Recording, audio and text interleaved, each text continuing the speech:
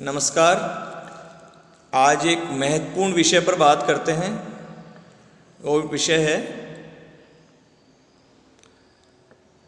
निगमन का आवरण हटाना, लिफ्टिंग द कॉरपोरेट वेल। कभी कभी विधिक व्यक्तित्व या निगमित निकाय की आड़ में जो उसमें कार्यरत वास्तविक व्यक्ति होते हैं वो अवैधानिक या प्रतिबंधित गतिविधियों में संलग्न हो सकते हैं। इस आशंका से इनकार नहीं किया जा सकता। तो ऐसी संदेहास्पद परिस्थितियों में विधि यानी कानून यह अनुमति देता है कि ऐसी कंपनियां निकाय के विधिक व्यक्तित्व के आवरण या पर्दे को हटाकर उसकी वास्तविक कार्रवाइयों का परीक्षण किया जाए और यह देखा जाए कि वो कार्रवाइयाँ वैधानिक है या नहीं।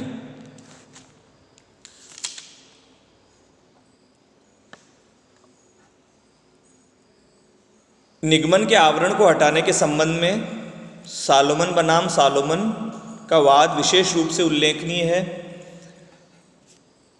इस वाद के तथ्यों पर नज़र डालते हैं। सालोमन नामक व्यक्ति बूट और जूते बनाने का कारोबार करता था। उसने Salomon and Salomon company limited नाम की एक कंपनी स्थापित की जिसके कुल 7 सदस्य अंशधारी थे। उसके कुल 7 अंशधारी सदस्य थे, जिनमें एक तो वह स्वयं था, एक उसकी पत्नी, 4 उसके पुत्र और एक उसकी पुत्री थी। कंपनी ने सालोमन की जो पर्सनल एसेट्स थे, व्यक्तिगत संपत्ति थी, आस्तियाँ थी, उनसे 38,782 पाउंड की पूंजी जुटाई, जिसमें सालोमन ने 1 पाउंड के 1 शेयर के हिसाब से 20,000 शेयर धारण किए और 10,000 पाउंड के ऋणपत्र डिबेंचर्स जारी किए जो कि कंपनी पर प्रभार थे। सालोमन की पत्नी, 4 पुत्रों और 1 पुत्री, प्रत्येक ने 1 पाउंड मूल्य का 1 शेयर धारण किया। उसके पश्चात बाजार में मंदी की अवस्था आई, कंपनी घाटे में गई और कंपनी का विघटन हो गया। कंपनी के जो असुरक्षित ऋणदाता थे, अनसिक्योर्ड क्रेडिटर्स, उन्होंने दावा किया कि सालोमन जो स्वयं को एक सुरक्षित ऋणदाता दर्शा रहा था, उसके द्वारा जो ऋणपत्र धारित किए गए थे, डिबेंचर्स लिए गए थे, उसके द्वारा वो असुरक्षित ऋणदाताओं पर प्राथमिकता प्राप्त नहीं कर सकता, क्योंकि यह वास्तव में एक एकल कंपनी, 1 मैन कंपनी थी जिसका प्रबंध निदेशक सालोमन स्वयं था। असुरक्षित और सुरक्षित ऋणदाताओं के बारे में कंपनी लॉ में विस्तार से आप जानकारी प्राप्त करेंगे कंपनी विधि में। यहाँ यह जान लेना आवश्यक है कि जो कंपनी के असुरक्षित ऋणदाता होते हैं उन पर सुरक्षित ऋणदाता जो है उसका अधिकार पहला होता है। अगर कंपनी का विघटन होता है तो कंपनी की संपत्ति से अपनी राशि वसूल करने का। अब परिसमापन के समय यानी विघटन के समय कंपनी की पूंजी कुल 6,000 पाउंड थी। विचारण न्यायालय में मामला गया और उसके बाद अपीलीय न्यायालय, दोनों ने ये विनिश्चित किया कि यह कंपनी एक दिखावा मात्र थी। उसके कारण उसके ऋणदाता प्राथमिकता के आधार पर ऋण राशि प्राप्त करने के अधिकारी थे, न कि सालोमन, जो स्वयं को एक सुरक्षित ऋणदाता दर्शा रहा था। हाउस ऑफ लॉर्ड्स में अपील पर हाउस ऑफ लॉर्ड्स ने इन दोनों निचली अदालतों के निर्णय को पलट दिया और विनिश्चित किया कि विधि की दृष्टि से उक्त कंपनी एक विधिक कंपनी थी जो सालोमन से भिन्न थी। यानी निगमित निकाय का अस्तित्व उसके जो काम करने वाले वास्तविक मनुष्य होते हैं उनसे अलग होता है। तो हाउस ऑफ लॉर्ड्स ने उसी सिद्धांत को अपनाते हुए यह कहा कि उस कंपनी का अस्तित्व सालोमन के अस्तित्व से भिन्न था, इसलिए प्राथमिकता के आधार पर एक सुरक्षित ऋणदाता के नाते सालोमन कंपनी की आस्तियों से, कंपनी की संपत्ति से ऋण राशि प्राप्त करने का अधिकार रखता था। इस वाद में न्यायालय ने विनिश्चित किया कि किसी कंपनी के निगमन के संबंध में विचार करते समय उसका जो विधिक व्यक्तित्व है, उससे जो कर्तव्य और दायित्व उद्भवित होते हैं, उन पर ही विचार किया जाना चाहिए, न कि उसके पीछे कार्यरत वास्तविक व्यक्तियों की कार्रवाइयों पर।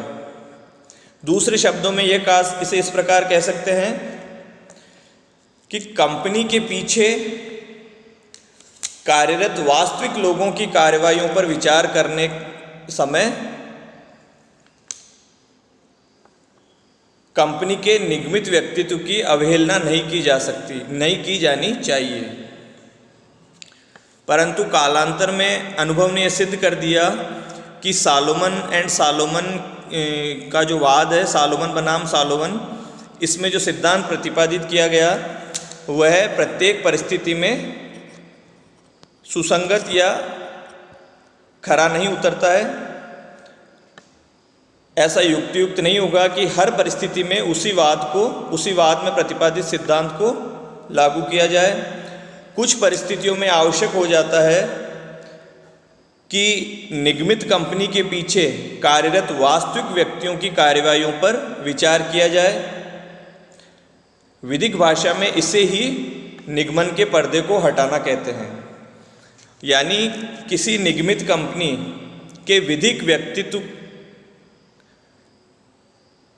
को हटाकर उसके पीछे कार्यरत वास्तविक व्यक्तियों की कार्रवाइयों पर विचार करने को ही निगमन के आवरण को, निगमन के पर्दे को हटाना कहते हैं। इसका आशय यह है कि कंपनी का विधिक अस्तित्व उसके सदस्यों से अलग होते हुए, उसके सदस्यों से भिन्न होते हुए भी कभी कभी सदस्यों के कार्यों के वास्तविक उद्देश्य को जानने के लिए निगमित कंपनी और उसके सदस्यों के बीच जो एक पर्दा होता है विधिक व्यक्तित्व का, वो उठाना आवश्यक होता है ताकि जो वास्तविक स्थिति है उसको स्पष्ट किया जा सके। निगमित संस्था के वास्तविक स्वरूप को जानने के लिए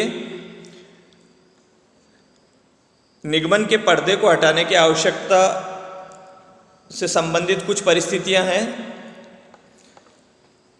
उनमें पहली है, कंपनी की वास्तविक प्रकृति का निर्धारण करने के लिए निगमन के आवरण को हटाया जा सकता है। दूसरी परिस्थिति आती है जब कंपनी के निगमित व्यक्तित्व की ओट में कार्य करने वाले व्यक्तियों के विरुद्ध अनुचित कर मुक्ति का लाभ लेने की आशंका हो, उस वक्त निगमन के आवरण को हटाया जा सकता है। तीसरी परिस्थिति है जब कंपनी के निगमन के पीछे किसी कपटपूर्ण उद्देश्य की आशंका हो। चौथी परिस्थिति है लोक नीति या लोक कल्याण की अपेक्षा में निगमन का आवरण हटाने की आवश्यकता पड़ सकती है।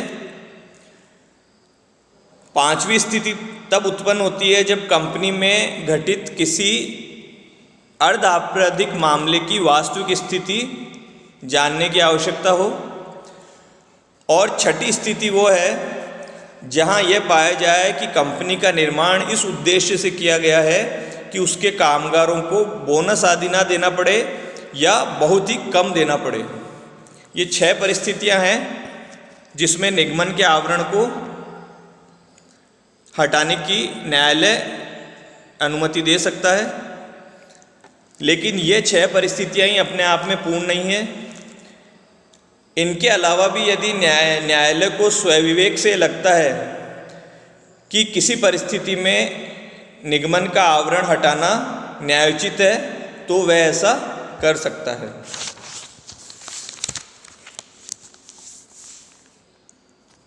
तो अगले ई व्याख्यान में हम इन परिस्थितियों के बारे में थोड़ा विस्तार से जानेंगे।